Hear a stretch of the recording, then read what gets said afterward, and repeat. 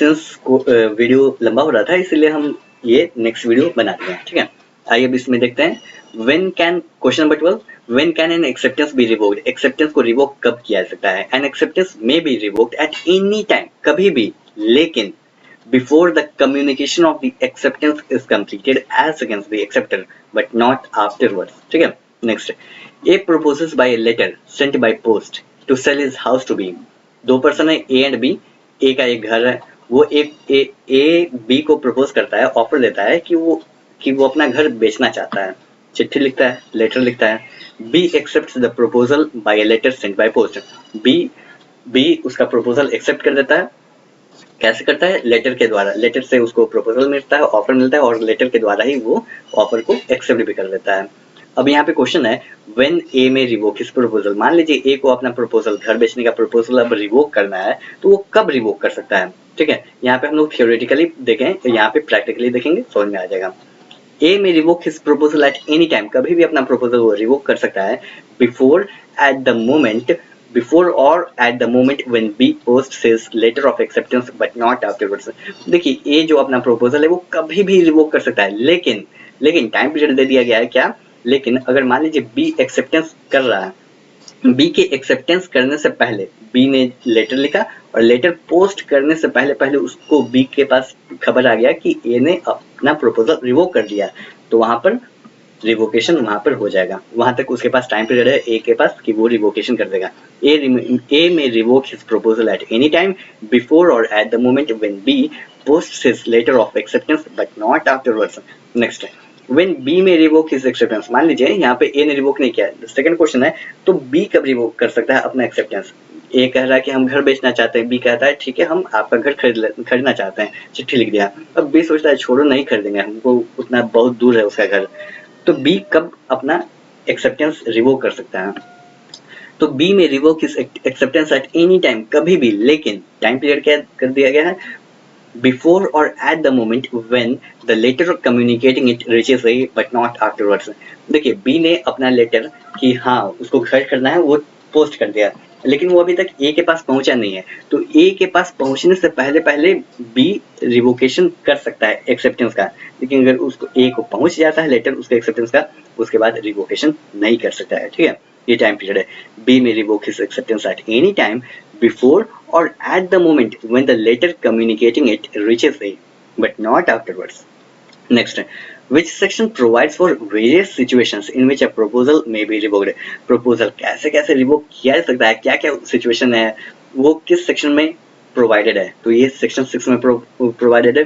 Revocation how made, ये title है। फिर क्वेश्चन नंबर 15 हम लोग यही देखेंगे, एलाबोरेशन है क्वेश्चन नंबर 14 का। Mention the various situations in which a proposal is revoked. Proposal का revocation कैसे किन situations में हो सकता है। A proposal is revoked, पहला by the communication of notice of revocation by the proposer to the other party।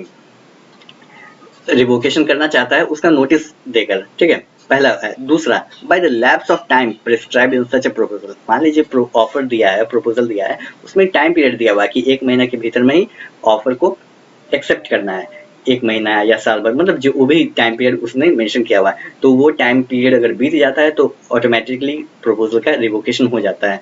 और if no time is so prescribed, मान लीजिए टाइम पीरियड दिया हुआ नहीं है, तो by the lapse of a reasonable time, और रीजनेबल टाइम के लैप्स होने के बाद, और रीजनेबल टाइम क्या होता है, ये सिचुएशन टू सिचुएशन डिफर करता है, without communication of the acceptance, ठीक है।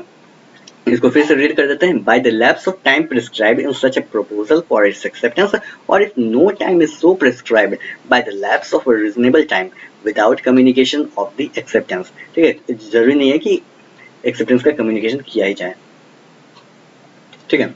मतलब यानी कहने का मतलब यह है कि कम्युनिकेशन एक्सेप्टेंस का कम्युनिकेशन उस टाइम पीरियड में नहीं हुआ।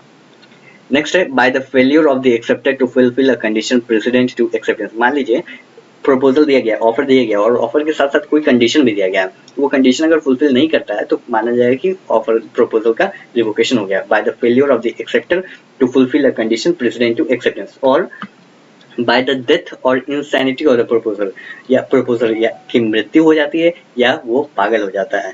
If the fact of his death और insanity comes to the knowledge of the acceptor before acceptance, जो एक्सेप्टर है, अदर पार्टी है, एक्सेप्टेंस करने से पहले पहले उसके पास ये जानकारी आ जाता है जो प्रपोजर है उसकी मृत्यु हो गई है या वो पागल हो गया है, उसकी दिमागी हालत ठीक नहीं है, तो वहां पे भी प्रपोजल का रिवोकेशन हो जाता है। तो 4 सिचुएशन दिया हुआ है। I read once again. A proposal is revoked by the communication of notice of revocation by the proposer to the other party. Next, by the lapse of time prescribed in such a proposal for its acceptance, or if no time is so prescribed, by the lapse of a reasonable time without communication of the acceptance.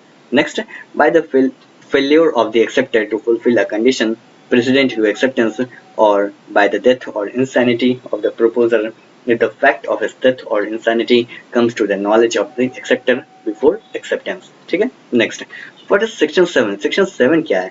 Section 7 कहता है acceptance must be absolute. What should be the manner of acceptance in order to convert a proposal into a promise? Acceptance कैसा होना चाहिए? In order to convert a proposal into a promise, the acceptance must be absolute and unqualified. जो acceptance होना चाहिए absolute होना चाहिए और किसी भी if and but यानी कोई भी condition उसमें acceptance में नहीं होना चाहिए।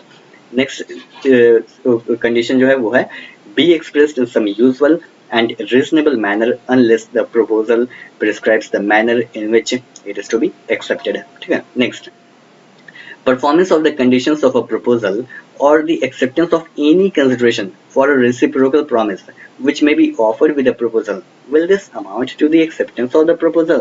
तो yes, जो कंडीशन दिया हुआ है प्रपोजल के साथ उसका कंडीशन कर दिया जा रहा है, कंडीशन को फुलफिल कर दिया जा रहा है, तो कहा जाएगा कि हाँ एक्सेप्टेंस हो गया। और the acceptance of any consideration, अगर मान लीजिए कोई कंसिडरेशन एक्सेप्ट कर लेता है तो उसमें भी कहा जाएगा कि प्रपोजल का एक्सेप्टेंस हो गया। Will this amount to acceptance of the proposal? Yes. और ये मेंशन है सेक्शन 8 में। सेक्शन 8 कहता है, सेक्शन 8 का टाइटल है एक्सेप्टेंस बाय परफॉर्मिंग कंडीशंस और receiving consideration. Next, promises can be expressed और इम्प्लाइड। प्रॉमिस कैसा होता है? एक्सप्रेस हो सकता है या इम्प्लाइड हो सकता है। तो प्रॉमिस एक्सप्रेस्ड और इम्प्लाइड दोनों प्रकार के हो सकते हैं, बोथ। और ये मेंशन है सेक्शन 9 में। सेक्शन 9 का टाइटल है promises express and implied. Next, what is express promise? Express promise क्या होता है? When proposal or acceptance of any promise is made in words, the promise is said to be express. मान लीजिए जो proposal है या acceptance, किसी भी promise का acceptance हो रहा है वो word में हो रहा है, तो कहा जाएगा कि जो promise है वो express promise है। और implied word का, और next question, what is implied promise? तो implied promise हो जाएगा, अगर word में नहीं है context से हो रहा, समझ में आ रहा है, तो कहा जाएगा कि implied है। When proposal for acceptance of any promise is made otherwise than in words, the promise is said to be implied. ठीक है। आई होप ये वीडियो यूजफुल लगा होगा। मिलते हैं नेक्स्ट वीडियो में। Thanks for watching. जय हिंद।